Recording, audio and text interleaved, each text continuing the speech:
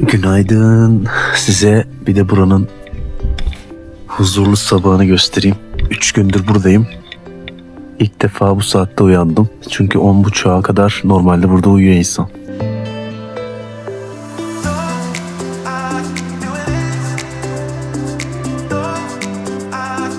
Atlar yine karavanların yanında. Gece yağmur yağdı. Şöyle. Bayağı bir yağdı hatta. Ama çadırın içinde herhangi bir şey yok. Sıkıntısız. Sıcacık ya. Uyku tulumu. Kendimi göstermeyeyim. Uyku tulumu vesaire. Mis gibi. Şimdi hazırlanıp buradan yavaş yavaş Tiflis'e geçeceğim. Harika bir şekilde 3 günümün geçtiği bu güzel yerden ayrılıyorum. Bilmiyorum bir daha nasip olur mu ama. Sinek git kameranın üzerinden. Kazbegi Dağı bay bay. Üçüncüsü umarım ama yalnız gelmem bu sefer gelirsem. Neden derseniz başkalarının da görmesini isterim. Yakın bir arkadaşım, kafa dengi bir arkadaşımı getirmek isterim. O zaman devam. Travertenlerin oraya geldik tekrar. Şöyle buz gibi sular akıyor üstünden. Çıksam mı çıkmasam mı bilemedim, terlik var ayağımda. Buradan da çekiliriz gerçi ya. Şuradan çekelim bir de.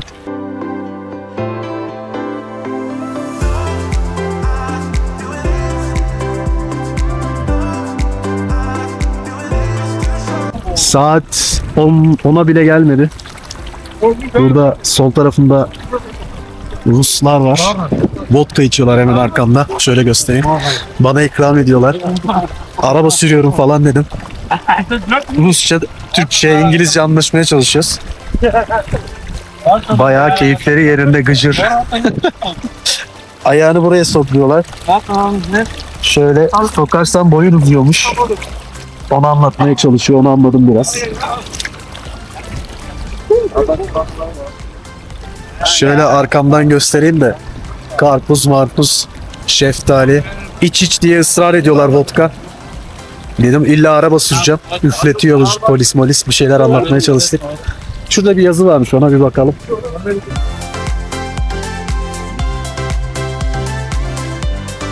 Pek bir şey yok. Travertine Natural Monument. Şöyle bir traverten. Ama bu sıcak su değil, nasıl böyle oluşmuş ki? Bayağı ılık aslında, soğuk da değil. Şöyle mineral. Evet, 3 gündür herhangi bir kayıt yapmadım. Oysa dün akşam dışarıya çıktım. Şu an ben neredeyim göstereyim hemen. Tiflis'in göbeğindeyim, merkezindeyim. Görebildiğiniz gibi tepe falan o tarafta, o meşhur tepe. Gürcan heykelinin olduğu yerler. Burası da acayip güzel bir caddesi. Şimdi ben niye çekmedim video? Ya burayla ilgili zaten çok video var. Ve biraz da tadını çıkarmak istedim açıkçası. O yüzden video falan çekmedim. Çok güzel bir yerde kalıyorum. Şöyle yukarıda yatağım var. Acayip rahat. Şöyle bir odam var. Balkonu zaten gördünüz. Tekrar göstereyim. Şöyle güzel merkezi bir yerde balkonu olan harika tatlı bir bina. Mutfağı böyle gayet yeterli. Bu da tuvaleti ve banyosu. O da çok yeterli, tertemiz. Ben çok beğendim burayı. Ne kadar verdim? 3 geceliğine 4080 TL verdim. 4000 lira değil işte. Çamaşırlarımı yıkadım, işte yemeğimi yaptım, ettim, rahatladım, gezdim, tozdum. Tadını çıkardık. Şimdi buradan Kutaisi'ye gidiyoruz. Orada da büyük ihtimal hostelde kalırım artık. Burayı şey için tuttum. Hem merkezi bir yer, hem ucuz, hem de kıyafetlerim vardı yıkamam gereken. Onları yıkadım. Ayakkabılarımı bile yıkadım. Astım hatta. Havada bulutlu, çok güzel. 28 derece bugün burada. Şimdi birazdan yola koyulacağız. Tatlış bir tane teyze var. Ona söyleyelim. Sonra oradan yola koyulalım. Broadway Tiflis sokaklarında.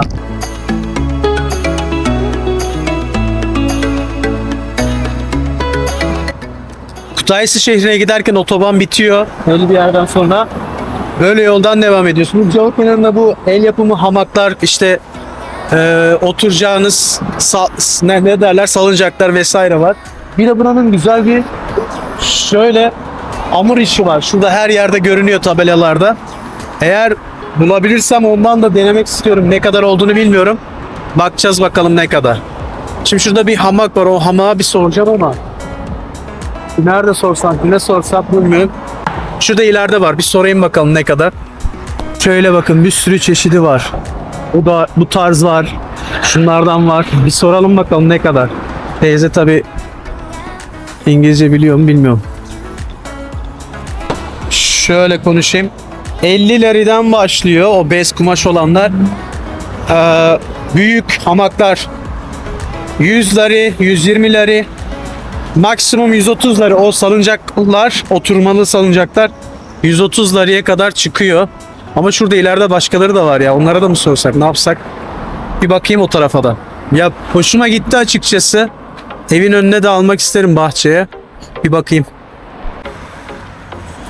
Burada da sordum. Burada da 50 lira diyor. Şunlara 50 lira. Şimdi buradan böyle devam.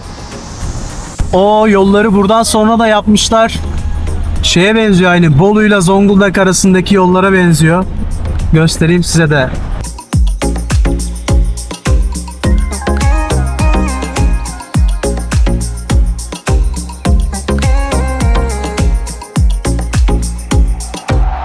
Yine yol kenarında böyle hediyecilerin seramik vesaire, işte sepettir mepettir, bu tarz ürünlerin olduğu bir yere durdum. Şöyle bu tarafta. Güzel, bol bol seçenek var aslında. Ama fiyatlar işte bence ucuz değil. Ya çok aşırı pahalı da değil. Orta seviyelerde bir şeyler. Ya şu hamaklarda benim gözüm kaldı ya. Bir hamak alsam mı? Yine şu kafaya takılanlardan. Şu hamakları bir de burada soralım bakalım. Şu salıncak gibi olanlara 130 dedi. Şunlara 130 dedi. Bu arabaya sığmaz ki. 130 dedi. Bir de bunun katlananlarından var.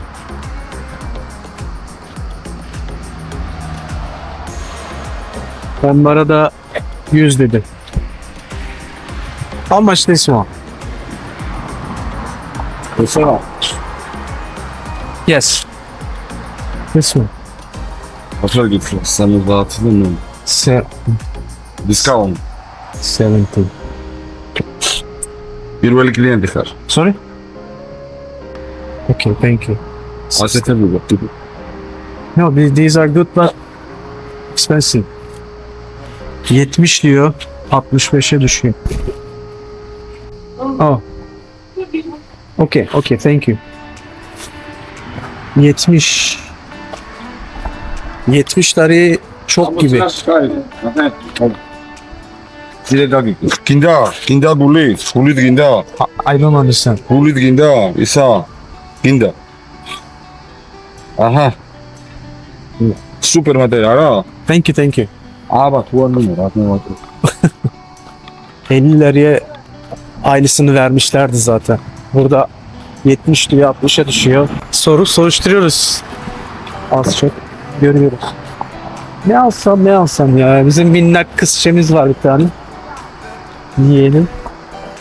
Hep vallahi ona düşünüyorum ha. Anneden babadan ziyade. Yiyen daha tatlı.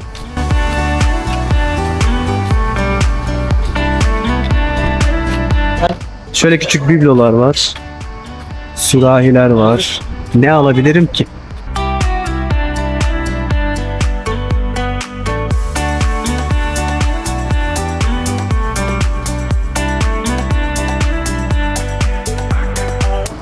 Küpler şöyle biralıklar, şaraplıklar, artık ne derseniz. Hep aynı şeyler var. Aslında şunlarda yemek, yahni mahni acayip lezzetli olur. Hep porselen galiba. Evet, şunlar da kilden yapılma. Hepsi kil. Tabaklar.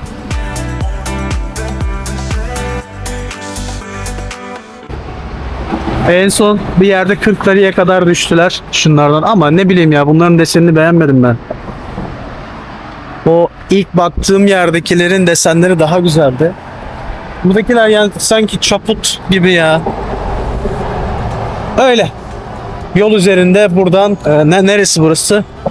Burası Tiflis'ten Kutaisi'ye ya da Batum'a giderken ya da Poti'ye giderken o yol. Ama yolu güzel yapmışlar. 2 sene önce böyle değildi. Çok dandikti. Şimdi habire tünellerden geçiyorsunuz. Güzel yani bakım yapılmış. İyi. Şimdi ben yola devam edeyim biraz daha. Ya kafamda bir şey var. Onlardan birazdan sonra bahsedeceğim. Evet, Kutaisi'ye geldik. Bir saat falan yattım, dinlendim. Şöyle tutayım şimdi, elimde de bir şey var. Birazdan onu göstereceğim. Aldım çantamı. Merkeze baktım şöyle bir haritadan. 4 kilometre falan benim kaldığım hostelden. Dedim arabaya hiç gerek yok. Çünkü burada polis çok sıkı. Kendi halkına bile aynı şekilde. 2 dakika şöyle kenarda dursun park yeri dışında.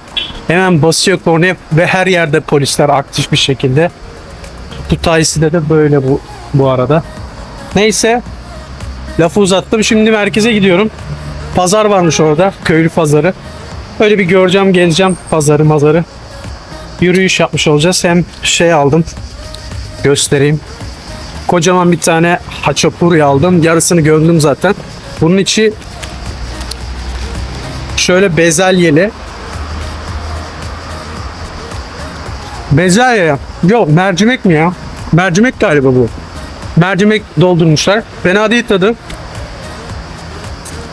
Bunlar İngilizce bilmediği için ablaya sordum. What's inside falan dedim. Kadın direkt sardı verdi. 2,5 lira fiyatı. Öyle yapınca ben de geri çevirmedim artık. Almış oldum. Yavaş yavaş yiyorum. Zaten sabahtan beri de hiçbir şey yemedim. Fena gelmedi. Vallahi Kutaisi merkezden pek bir beklentiniz olmasın.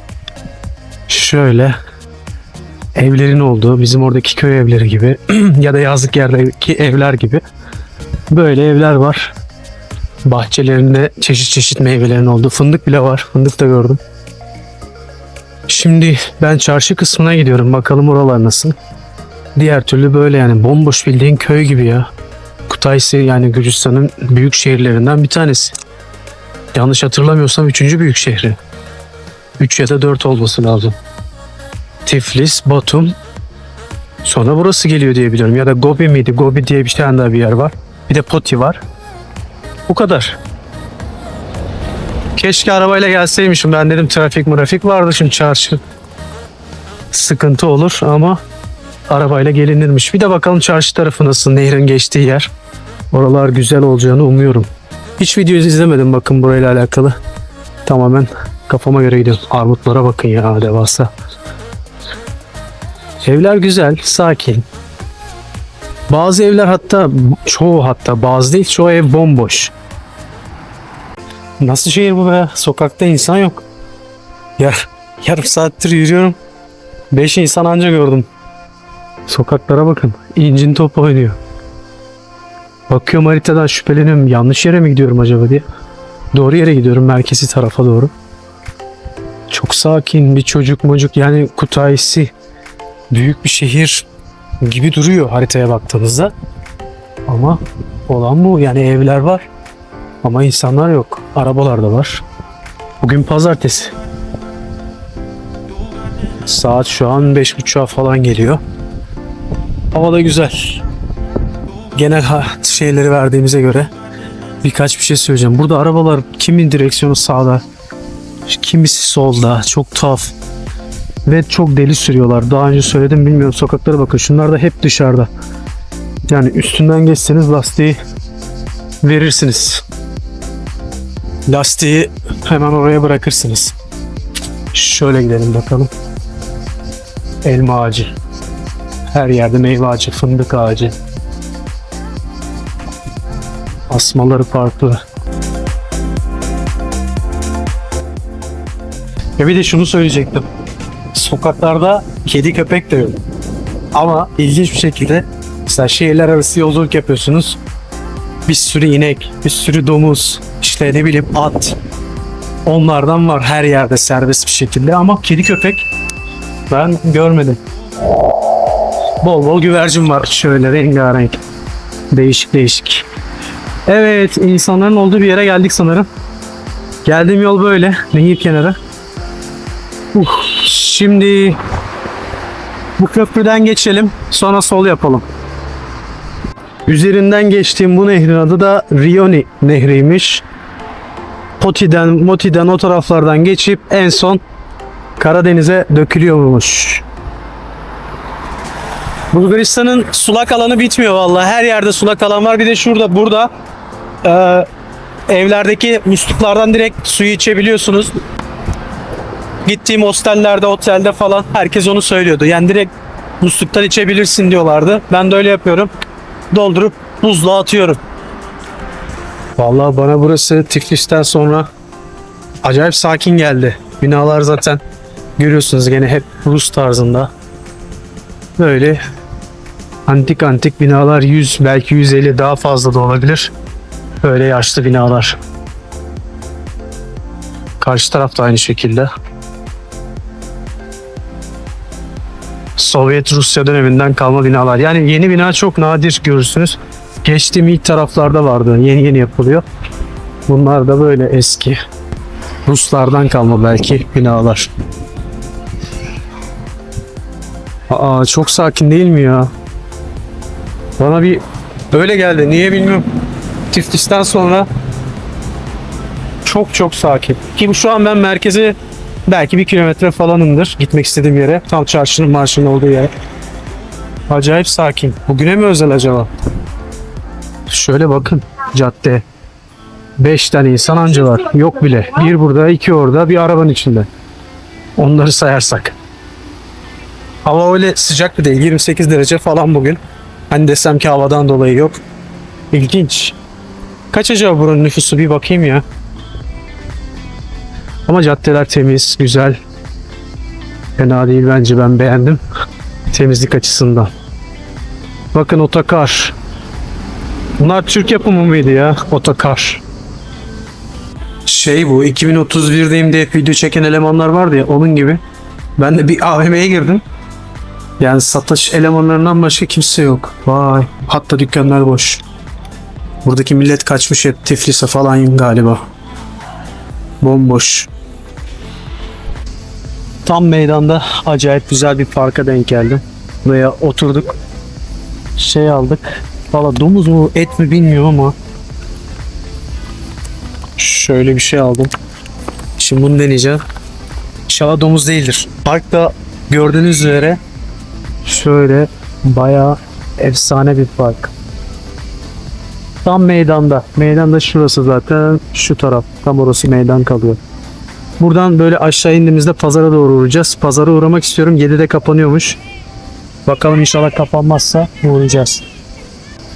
Valla burada çekimler sıkıntı biraz. İnsanlar ters. O yüzden böyle yürürken çekeyim, arkamdan görün istiyorum. Çok güzel düzenlemişler parkı. Şöyle gül çardaklarından. Sağda solda su içmek için yerler var. Mesela şu karşıda kızlar içiyor.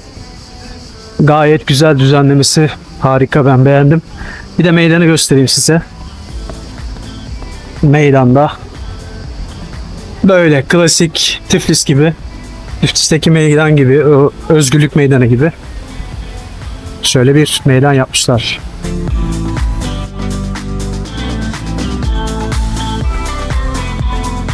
Kısaca bilgi vermek gerekirse Colchis Fountain diye geçiyor bu. Colchis fıskiyesi. Şu etrafındaki her bir hayvan figürü ve ortasındaki at figürü Gürcistan'ın tarihiyle bağlantılı. Hatta 7. yüzyıllara kadar giden eski figürler Gürcistan'la ilgili. Böyle bir şey yapmışlar meydanın ortasına. Güzel, geniş bir meydan. Yeşil pazarı buldum. Şu taraftan geldim. Park bu taraftaydı. Böyle aşağı yürüyerek bu tarafa geldim. Burada da hediyelik eşyalar falan var. İşte terlik merlik vesaire, onlar var. Green Bazar'da burası. Bizden farklı bir şey olacağını sanmıyorum ama şöyle bir dolaşmak istiyorum. Fiyatlara bir bakalım. Vallahi patates var. Sonra bizim o sucuklar var ya, hani üzüm şurubuyla yapıyorlar. Onlardan var. Fiyatlar 2'leri, 4'leri, 6'ları. Değişiyor. Çok burası da kalabalık değil mesela. Çok bayağı bir sakin. Şöyle bir arkama bakın. Gayet sakin bir pazar. Bunların yemeklere koyduğu bir ot var. Bu hinkalin içine de koyuyorlar. O ot vardı. Onun adını bilmiyorum ama çok böyle güzel değişik bir ot. Bu tarafta bir şey yok. Gene patates, soğan, domates falan var. O otu görürsem kokusunu aldım geç az önce. Şu galiba. Şu ot olması lazım. Bu. Maydanoza benziyor ama maydanoz değil. Koriander. Çok az bir şöyle bakayım. Şöyle. Aynen bu ot. Bunu işte her yemeğe koyuyorlar. Bayağı güzel. Çok güzel bir kokusu var. Ben sevdim bunu. Şöyle tutalım. Pazardan çıkalım. Vallahi bir şey yok ya. Ne var? Şey, kimyon, işte baharat.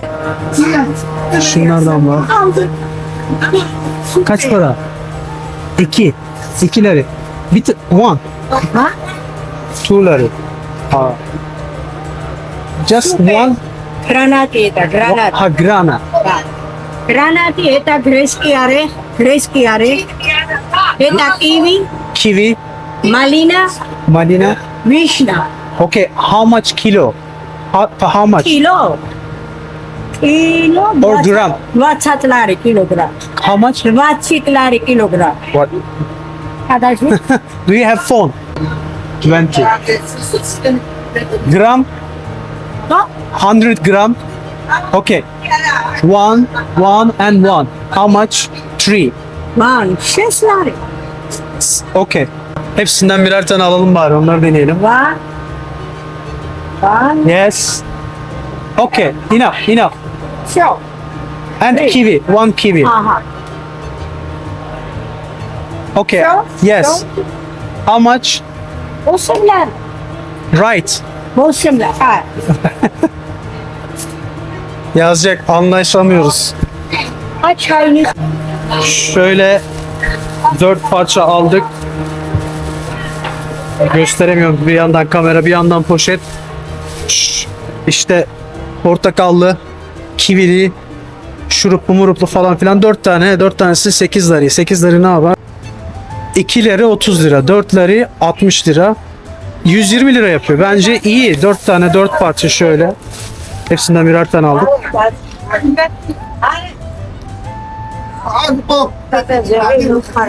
Tadı fena değil. Gayet iyi.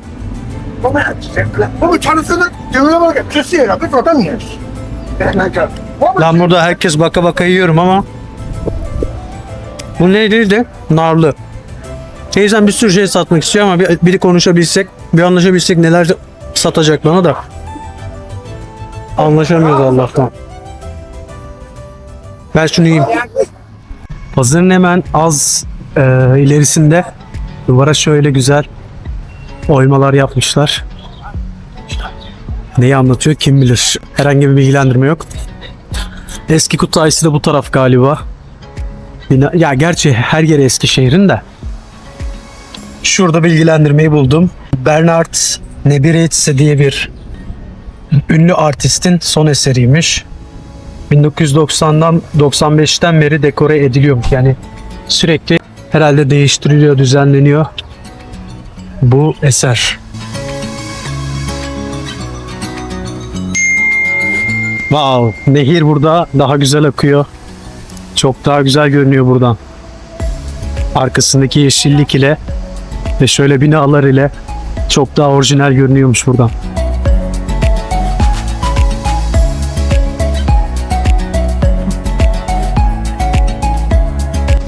Fotoğrafı çektim ama bu da böyle kalsın istiyorum. Görüntüde de böyle kalsın arkamda. Ben beğendim bayağı bir bu tarafı. Şurada adamlar da alabalık tutuyorlar. Demek ki burada da alabalık var. Buradan yavaş yavaş hostele doğru devam edeceğim. Şu binaya bakın ya. Hani devamını getirselermiş. Ne kadar otantik duruyor aslında. direkt kayaların yanına, içine, ormanın içine yedirilmiş. Gayet güzel. Şöyle yukarı çıkan teleferik de var. Şuradaki tepeye çıkıyor. Vallahi hiç çıkasım yok açıkçası. Çok yoruldum bugün araç sürerken gene. O yüzden yavaş yavaş hostelin yolunu tutacağım galiba. Eğer fikrim değişmezse. Geçtiğim köprü şuradakiydi. Bu da diğer bir köprü. Şurada tam kiliseyi görebiliyorsunuz. Daha doğrusu katedrali. Bu tarafta da manzara güzelmiş. Şurada bir tane daha köprü var. Ondan sonra benim geçtiğim diğer köprü var. Yani 4. Bilmediğim belki daha da vardır. Buradan da güzelmiş manzara. Nehrin kıyısından devam ederken akşamla birlikte en azından sokaklar biraz araç bakımından hareketlendi. Burası da böyle bir sokakmış. Farklı bir sokaktan gidiyorum.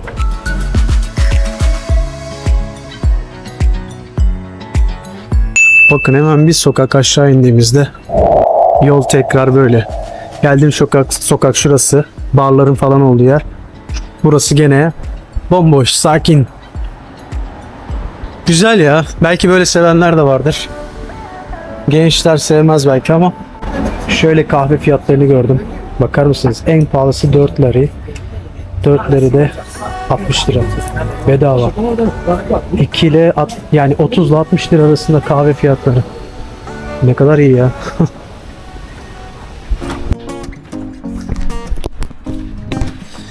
Bir sonraki günden selamlar. Hostel böyle bir binada.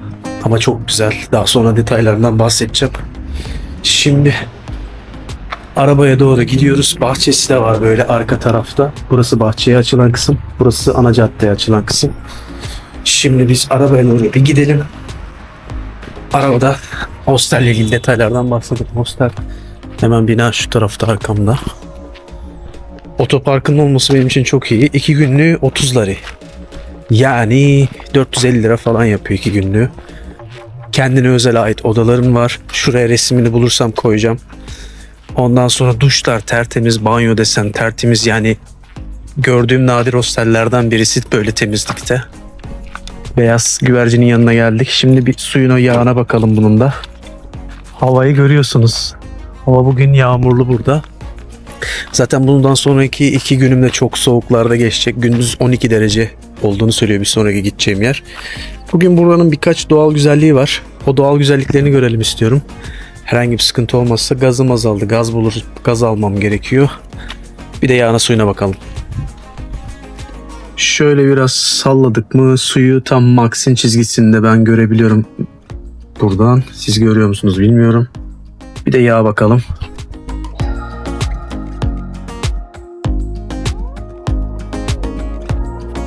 Yağ alt çubuğun çok az üstünde. Birazcık koyabiliriz bence. Bayağıdır eklemedim çünkü. Evet, yağımız şundan koyalım. Akmış zaten biraz. Yağımızı da buradan koyacağız. Bilmeyenlere söylüyorum artık. Bilenler biliyordur zaten de. Çok az koyalım. Çok fazla da koymaya gerek yok. Sıkıntı yapabilir.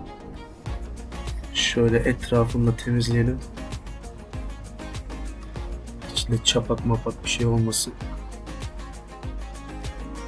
Biraz bekledikten sonra tekrar kontrol edeceğiz. Bir 2-3 dakika. Şimdi 2'de 3 dakika anca oldu. Bir bakalım bir daha.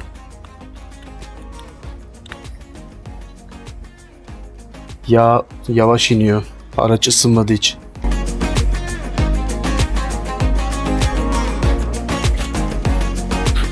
Yani çok bir şey değişmemiş daha ya.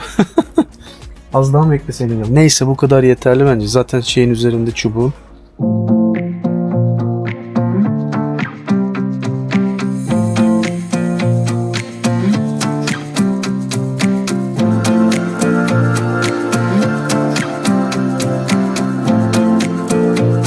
Bunun bir de çıkarması da yok. Zor yani, o yüzden az olsun çok olmasın. Yani az derken ilk çubuğun altında olmasın. Gerisi önemli değil.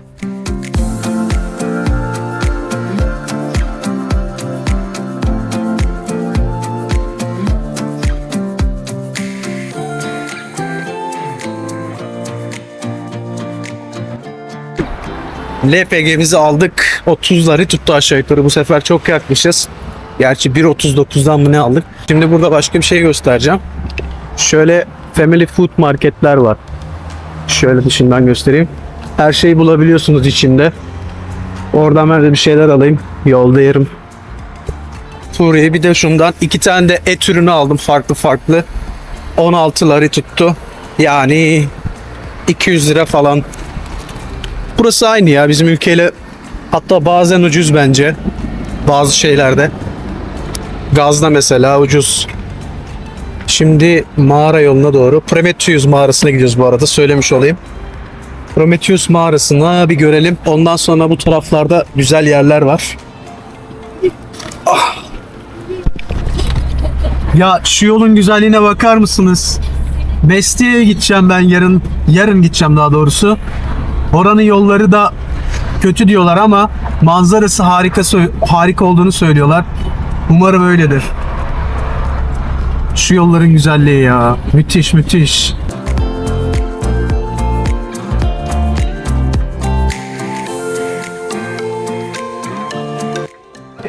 İçeriden bilet almamız gerekiyor burada. Şöyle mağara içini başlayıp her bir noktayı gösteriyor. Visitor Center'dan başlıyorsunuz, sonra mağara girişi vesaire vesaire vesaire böyle gidiyor. 1.4 kilometre yürüyüş rotası varmış. Şurada söylüyor. İçerisinin sıcaklığı da bu 14 derece. Şöyle bir şey içerisi. Şimdi ücret konusunu bakalım. Daha sıra gelmedi bana. Bekliyorum ne kadar diyecekler. 20 lari duydum yalnız. Yani 450 lira falan yapıyor. Biletimizi aldık şöyle. 25 lari. Şimdi şöyle sıra var. Daha açılmamış, sırayı bekliyoruz. Bota da binmek isterseniz tekne var, küçük botlar var mağaranın içerisinde. Onlar da ekstra 20 lari. Haberiniz olsun. Vallahi vermeyecektim. Son anda vazgeçiyordum. Dedim hadi gireyim artık, gelmişim buraya kadar. Herhalde başlıyor şimdi. Vallahi Türk mantığını kullanacağım. Oturacağım. Şu sıraya bekleyemem.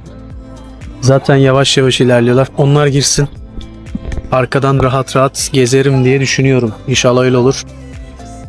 Hava mis gibi ya. İçerisi de 14 dereceymiş. Ceket alaydım iyiydi bence. Ha bu arada 1984'te keşfedilmiş burası. 2011 senesinde mi? Yanlış hatırlamıyorsam tekrar bakarım. 2000'lerde ziyarete açılıyor. Aslında uzunluğu 1,5 kilometre değil, daha fazla. Ziyaret edilebilen kısmı 1,5 kilometre.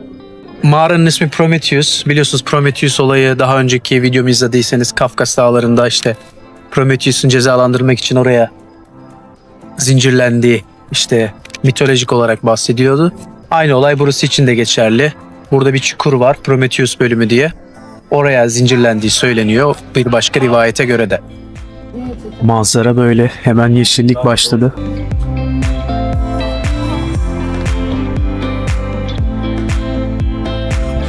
Şöyle koyun sürüsü gibi herkes önden gidiyor. En arkadan ben girdim.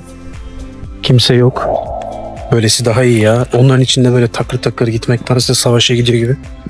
Neyse, ortam böyle. Acayip güzel, huzurlu bir ortam. 1453 metre mağaranın içi ve sadece bot kısmını gördüm şimdi şurada. 380 metrelik bir bot turu var, yani sırf onun için bilmiyorum, bence gerek yok diye düşünüyorum. Zaten sonuna kadar yürüyorsunuz, sonunda bot turu yapıyorsunuz. Bir de mağaranın içinde 6 tane bölüm varmış. Her bölümün ayrı bir hikayesi varmış. Orada anlatılacakmış. Bakalım. Sanmıyorum ama yazı olsun yeter benim için. Ben sizlere de aktarırım zaten. Böyle tepeden inip şurada galiba mağaranın girişi. O tarafa geçeceğiz.